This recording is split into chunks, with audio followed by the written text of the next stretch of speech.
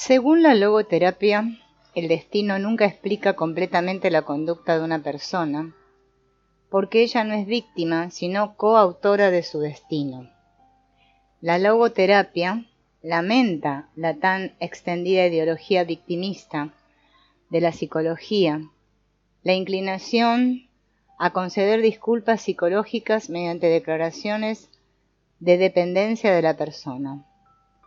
Resulta demasiado frívolo suponer, por ejemplo, que un asesino, en virtud de unas circunstancias infantiles miserables o de unos sentimientos de odio estancados, durante mucho tiempo debería asesinar.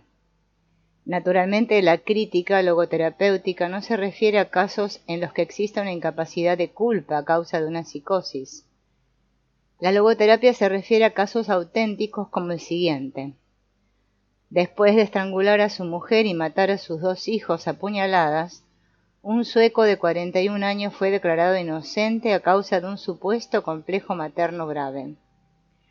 El jurado lo envió a un hospital psiquiátrico del que fue dado de alta a los pocos meses como curado. Después cobró el dinero del seguro de vida de su mujer y se dedicó a pasárselo bien con su amante, a la cual su mujer y sus hijos se habían enfrentado. La logoterapia opina al respecto que una persona siempre puede adoptar espiritualmente una actitud en relación con sus circunstancias infantiles, sentimientos de odio y complejos maternos y decidir lo que hace con ellos, y que supone la peor de las condenas de negarle este último margen de maniobra y considerarlo una marioneta sin voluntad y carente de espíritu, un homo autómata. Un producto de la herencia y el entorno al que le dicen que está sometido ineluctablemente a las condiciones del medio. Es precisamente esta afirmación la que caracteriza al pandeterminismo, que ha cometido el error de no excluir nada de una interpretación determinista. Pero, en realidad, en la vida humana todavía queda una variación constitutiva personal que no está fijada, un resquicio de impredecibilidad. La logoterapia ha dado la vuelta a la antigua pregunta determinista de cómo se establecen de antemano los actos y sentimientos de una persona y ha preguntado de dónde viene ese resto de indeterminación que no debe eliminarse y que persiste incluso en situaciones de necesidad y enfermedad. Y su respuesta es que proviene de la dimensión no ética. Gracias a ella, el ser humano es capaz de obstinarse frente a su destino, distanciarse de su estado interno, ofrecer resistencia a sus circunstancias externas o aceptar heroicamente sus límites. En el plano psíquico no existe realmente tal libertad. Nadie puede elegir su estado anímico. Los miedos, la ira y los sentimientos instintivos no se pueden destituir. Los condicionamientos no se pueden anular. No podemos escabullirnos de las formaciones sociales preestablecidas, ni levantar las barreras de las aptitudes. Quien reduce lo espiritual a lo psíquico, como hace el pandeterminismo, despoja al ser humano, al menos teóricamente, de su propia responsabilidad y lo abandona a su destino. ¿Qué significado tiene todo esto para la psicoterapia práctica? Muy sencillo.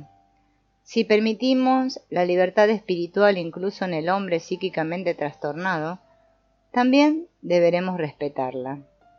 El paciente comparte, siempre que su dimensión espiritual continúe estando sobre todo abierta, la responsabilidad de su curación y también tiene libertad para destrozar su vida. Al fin y al cabo, la curación nunca se hace, solo se puede fomentar y depende de las fuerzas de autocuración del cuerpo y la psique y de la predisposición curativa del espíritu. Por ello, uno de los principios del procedimiento logoterapéutico es: hay que prestar ayuda, pero no eximir de responsabilidad. Por desgracia, en la psicoterapia ocurre a menudo lo contrario. Concretamente, se presta menos ayuda porque un terapeuta funciona estrictamente sin directivas o porque se escuda tras el muro impenetrable, por así llamarlo, de la ausencia de comentarios, mientras por otro lado al paciente se le exime de toda responsabilidad al atribuirse todos sus dilemas a conflictos internos y externos iniciados por otros, lo que acaba convirtiéndolo en una víctima desamparada. Frente a esta situación, la logoterapia ofrece una ayuda concreta, pero la responsabilidad la sigue teniendo el paciente. Hemos descrito el antagonismo noopsíquico a partir de la dialéctica del destino y la libertad. En esta oposición, la condicionalidad psíquica del ser humano, en tanto que fatídica en algún momento, se enfrenta con la incondicionalidad espiritual del ser humano, en tanto que libre en algún momento. Hemos contrastado lo psíquicamente impuesto con lo espiritualmente elegible. De la libertad así constatada, no en el sentido de estar libre de, sino de ser libre para, hemos deducido la responsabilidad principal y la posibilidad de culpa del ser humano. Pero aquí no acaba la cadena de conclusiones lógicas, porque igual que la libertad presupone posibilidad de elección, la elección más o menos llena de sentido presupone la comprensión de lo lleno o carente de sentido. Y para garantizar esta comprensión, el organismo humano necesita un órgano especial, la conciencia moral. Como dice Frankl, el sentido no solo debe, sino que puede encontrarse, y la conciencia guía al hombre en esta búsqueda. En una palabra, la conciencia es un órgano de sentido. Se podría definir como la capacidad de rastrear el único e irrepetible sentido que se esconde detrás de cada situación. La conciencia proporciona a la persona un sentido transsubjetivo que marca el rumbo de los valores en el mundo, de su conservación y de su multiplicación, y no un sentido subjetivo al servicio de la satisfacción de las necesidades propias. Sería muy peligroso reducir las decisiones de conciencia a la percepción de una manifestación subjetivamente llena de sentido. En este caso, cualquier terrorista podría pensar que le parece sensato poner bombas, pero no nos referimos a este tipo de sentido para él mismo. Se trata más bien de un sentido en sí mismo, del sentido que pueda tener el hecho o de la situación. Efectivamente, no tiene sentido poner bombas para causar daños a personas inocentes, por mucho que ello se ajuste a los planes de alguien. Naturalmente, a veces hay muchas cuestiones que afloran al enjuiciar una situación, y los errores tampoco están excluidos. Errar es humano. Sin embargo, dejarse guiar por un sentido objetivo es el mejor criterio del que disponemos para las decisiones de conciencia. Para entender mejor cómo algo tan subjetivo como la conciencia puede percibir algo tan objetivo como el sentido de la situación, usaremos la metáfora de la brújula. El norte sería lo objetivamente más lleno de sentido que se corresponde con cada situación en la vida de una persona, mientras que la brújula sería el correspondiente órgano espiritual de la persona, capaz de recibir la llamada destinada a ella. Finalmente, la aguja sería el instrumento indicador de la conciencia que apunta a una tarea concreta. Esto significaría que, en el caso de dos personas que se hallan en una situación idéntica, la conciencia debería indicar lo mismo, siempre que ninguna de ellas esté equivocada. Pero esto no es más que una reflexión ficticia, porque nunca hay dos situaciones en la vida idénticas, ni en el transcurso de una sola vida, ni en comparación entre varias personas. Por ello, Frankl calificaba el sentido que hay que encontrar en cada momento como único e irrepetible. Ahora bien, la conciencia se puede equivocar, lo que estaría simbolizado con una aguja titubeante que pierde el norte, pero cada persona también es libre de obrar en contra de su conciencia, es decir, caminando hacia el sur con una brújula que funciona correctamente en la mano. La libertad interior en el plano noético también es una libertad ante la conciencia. si bien no una libertad respecto al contenido de los mensajes de la conciencia. Probablemente esta especie de marcha al sur es sensiblemente más frecuente que la indicación errónea de la propia conciencia, y sus consecuencias son peores. El norte estará cada vez más lejos. La práctica logoterapéutica nos ha enseñado que muchas enfermedades mentales se deben únicamente a una falta de sintonía con la propia conciencia, a vivir contra el mejor yo. La psicología ha utilizado durante mucho tiempo el término super-yo como sinónimo de conciencia, lo que según Frank no es lícito. El super-yo, definido por Freud, representa el conjunto de normas y costumbres adoptadas, es decir, la conciencia transmitida e inculcada durante nuestro crecimiento por padres, maestros y autoridades eclesiásticas y estatales. En cambio, la conciencia es una comprensión de valores, anterior a toda moral, que lleva cada uno de nosotros de manera intuitiva. Es el sentir ético, originalmente inconsciente, que forma parte de nuestro equipamiento básico existencial. Por lo tanto, si un criminal quisiera excusarse alegando que su conciencia no está lo suficientemente desarrollada, habría que objetarle que en todo caso su super-yo puede estar débilmente desarrollado, pero su conciencia habla igual que la de los demás. Generalmente el super-yo coincide con la voz de la conciencia en una persona. Un robo, por ejemplo, contraviene los usos sociales y también es rechazado por la conciencia como un acto asocial. Pero podemos imaginar situaciones donde la conciencia personal de alguien podría apoyar el robo como algo lleno de sentido, por ejemplo, para salvar a un hijo de morir de inanición. Podríamos resaltar lo siguiente. La carencia de sentido vital se asocia con la psicopatología en un sentido lineal. A menos sentido vital, mayor gravedad de los síntomas.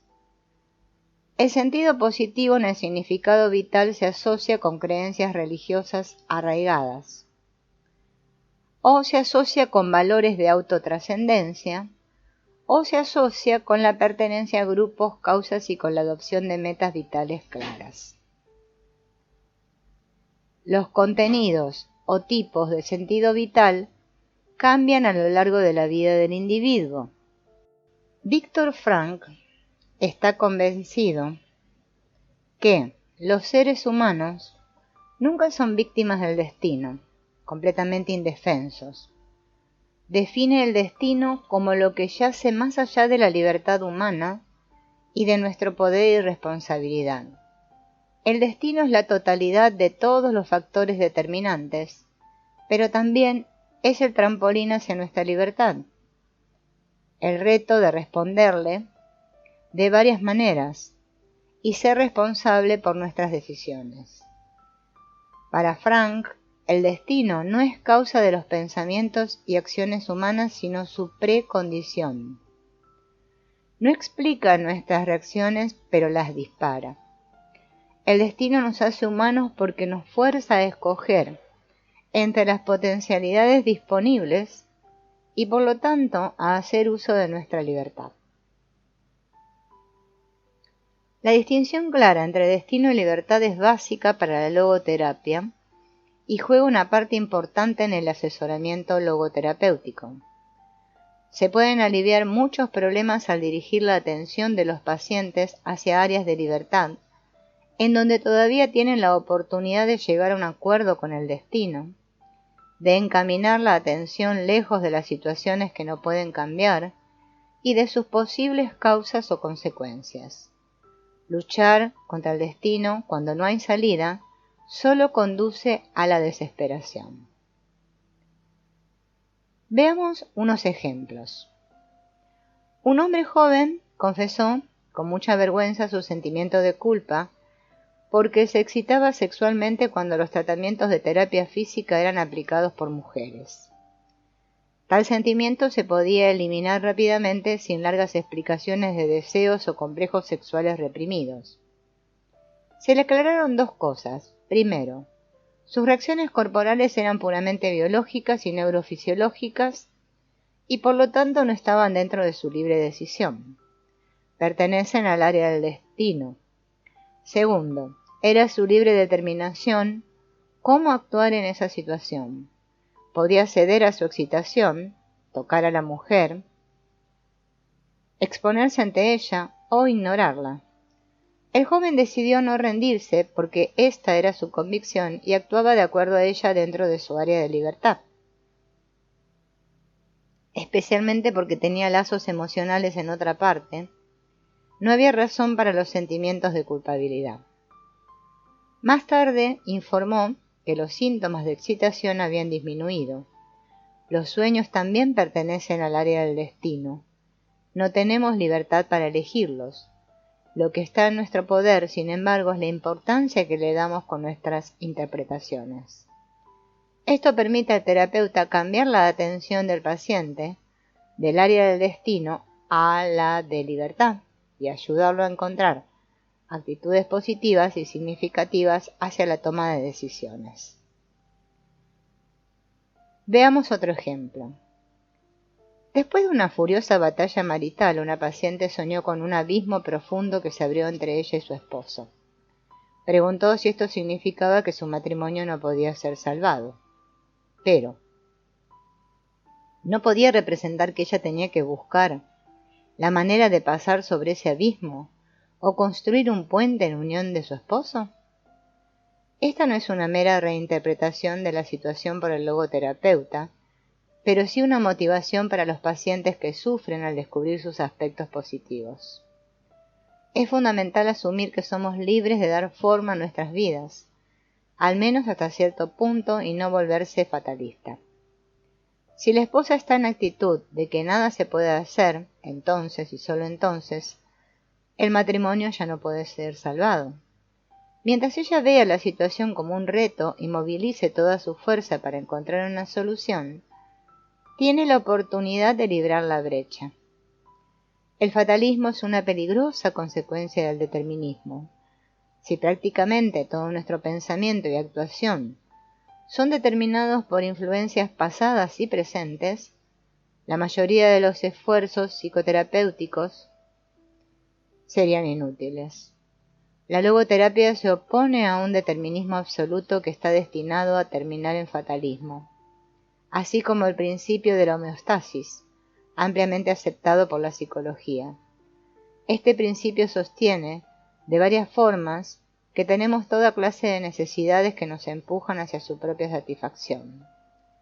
A menos que sean satisfechas, nuestro equilibrio interno se deshace y nos volvemos enfermos o anormales. El principio de la homeostasis es verdadero para los animales y para infantes cuya dimensión del espíritu existe solo como un potencial.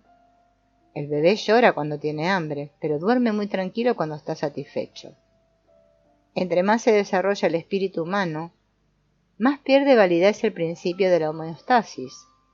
La meta ya no es una simple satisfacción de necesidades, de placer a corto plazo, liberación de impulsos y todo el rango de teorías motivacionales. La dimensión de un espíritu libre nos ayuda a desapegarnos del determinismo y automatismo del principio de la homeostasis que se haya opuesto a la libertad.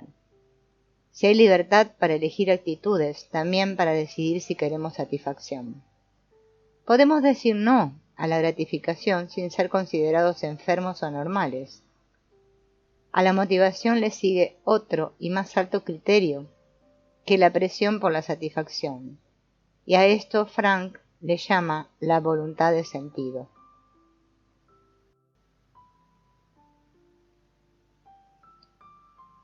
Hay numerosas pruebas de la existencia de la voluntad de sentido. Veamos una. Un médico retirado decidió ir a una cercana casa para ciegos para consolar a los residentes, pero con sorpresa descubrió que ellos no sufrían tanto por la ceguera como por la falta de sentido. No tenían tareas ni metas y se sentían inútiles e insatisfechos, vacíos y frustrados. No mostraron interés mientras el médico les habló de su ceguera, pero cuando se refirió a lo que ellos podrían hacer, aunque fueran pequeñas tareas para organizar actividades para una tarde, le prestaron atención ávidamente. Lo que descubrió el doctor es el hecho de que tenemos una dimensión que nos ayuda a trascender nuestras necesidades y superarnos para lograr metas más allá de nosotros, hacia sentidos más elevados. Ni la ceguera es tan difícil de soportar como la falta de sentido en la vida, la frustración existencial. La frustración existencial, o para usar otro término logoterapéutico, vacío existencial, ha aumentado mucho durante las últimas décadas, y el problema de la aparente vacuidad de la vida afecta a las personas. Los que sufren no son necesariamente pobres, viejos, enfermos o solitarios. Frecuentemente viven en la opulencia, sufren dudas y experimentan sentimientos de vacuidad. Se les cuida sin que ellos ofrezcan mucho a cambio. Sus necesidades son cubiertas y cuentan con seguridad social. Cuanto más tratemos de crear un balance interno a través de influencias externas, más convertimos a las personas en autómatas, reactivas o liberadas, en máquinas que necesitan satisfacción, en consumidores. La imagen humana se vuelve subhumana, la verdadera dimensión humana es eliminada. El determinismo, acentuado por los psicólogos, el fatalismo, aceptado por los pacientes, y el subhumanismo, promovido por una sociedad opulenta, es la triple tragedia cuyas víctimas no pueden ser curadas por los psicoterapeutas a menos que la crisis actual los mueva a ellos a repensar los conceptos de la naturaleza humana. La responsabilidad significa siempre responsabilidad ante un deber. Ahora bien, los deberes de un hombre solo pueden ser interpretados partiendo de un sentido, del sentido concreto de una vida humana. ¿Y qué es, pues, la responsabilidad? Responsabilidad es aquello de lo que se nos hace responsables, aquello que rehuimos. Es terrible saber que en cada momento soy responsable del siguiente momento, que cada decisión, la menor igual que la mayor, es una decisión para toda la eternidad, que en todo momento estoy realizando una posibilidad, la responsabilidad de ese momento único, o la estoy perdiendo. Por otra parte, cada momento encierra en sí miles de posibilidades, y yo no puedo elegir más que una sola a realizar, pero con esto quedan condenadas todas las demás, quedan destinadas a no ser jamás, y esto también es para toda la eternidad. Pero es maravilloso saber que el futuro, el mío y de las cosas con él, el futuro de los hombres en torno mío, depende de alguna manera, aun cuando fuera en un grado insignificante, de la decisión que yo tome a cada instante. La responsabilidad del hombre cuya forma de conciencia trata de facilitar el análisis de la existencia es una responsabilidad encuadrada dentro del carácter peculiar y singular de su existencia, como algo único y que solo se vive una vez. El existir humanamente consiste en ser responsable en vista de la finitud. Ahora bien, esta finitud de la vida, como finitud en el tiempo, no la priva del sentido, al contrario, es la muerte la que le da sentido a la vida.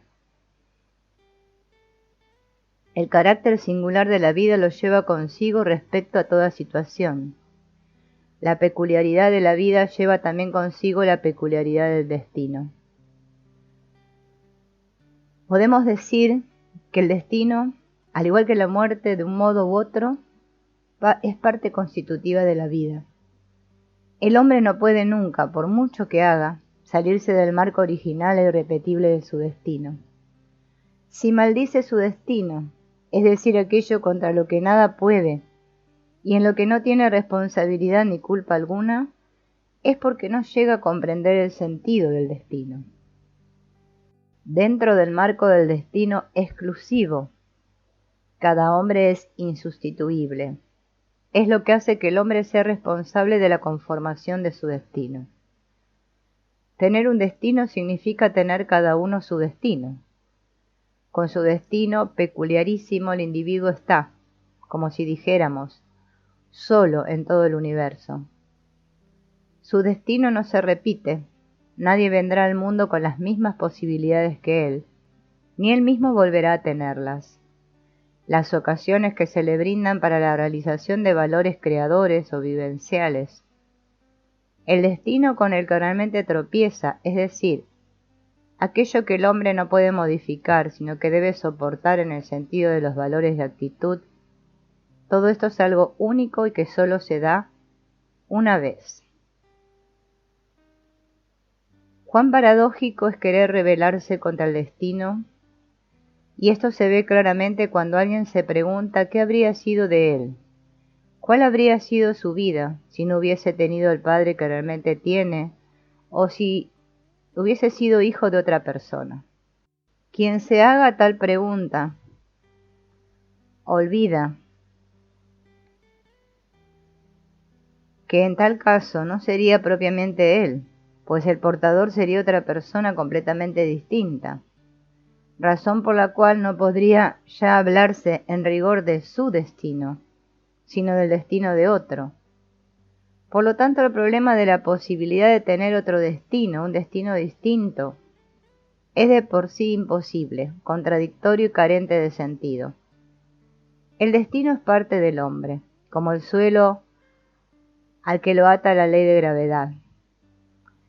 El hombre tiene en efecto que mantenerse erecto sobre su destino, como se mantiene erecto sobre el suelo que pisa y en el que tiene que afirmar el pie para saltar hacia su libertad. Libertad sin destino es imposible. La libertad solo puede ser libertad frente a un destino, un comportarse con el destino. El hombre es libre, indudablemente, pero ello no quiere decir que flote independientemente en el vacío, sino que se halla en medio de una muchedumbre de vínculos. Pero estos vínculos son propiamente el punto de apoyo de su libertad. La libertad presupone vínculos, tiene que contar con vínculos. El tener que contar no significa sometimiento. El suelo sobre el que el hombre se planta es trascendido a cada momento en la marcha, y es suelo solo en la medida en que es trascendido y sirve de trampolín. Si quisiéramos definir al hombre, habríamos de hacerlo como un ser que va liberándose a cada paso de aquello que lo determina, es decir, como un ser que va trascendiendo todas estas determinaciones al superarlas o conformarlas, pero también a medida que va sometiéndose a ellas.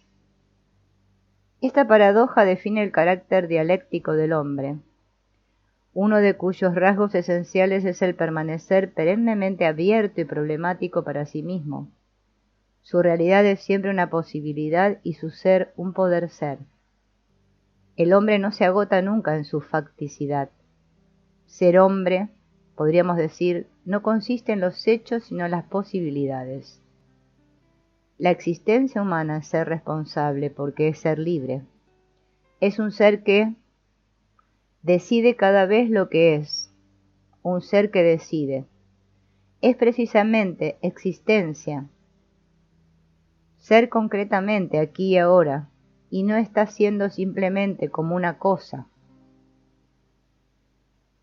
La mesa que está delante de mí es y seguirá siendo lo que es por su parte, es decir, si alguien no la hace cambiar, no cambiará.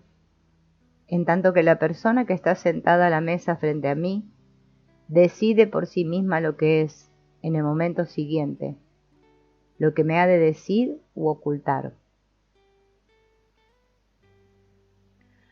Lo que caracteriza su existencia como tal es la multiplicidad de posibilidades distintas, de las que su ser solo realiza una en cada caso. Ese ser peculiar del hombre llamado existencia podría caracterizarse también como el ser que yo soy. El hombre no se sustrae en ningún momento de su vida a la forzosidad de optar entre diversas posibilidades. Solo que puede hacer como si no tuviese opción ni libertad de decidir. Y este hacer como si forma parte de la tragicomedia del hombre.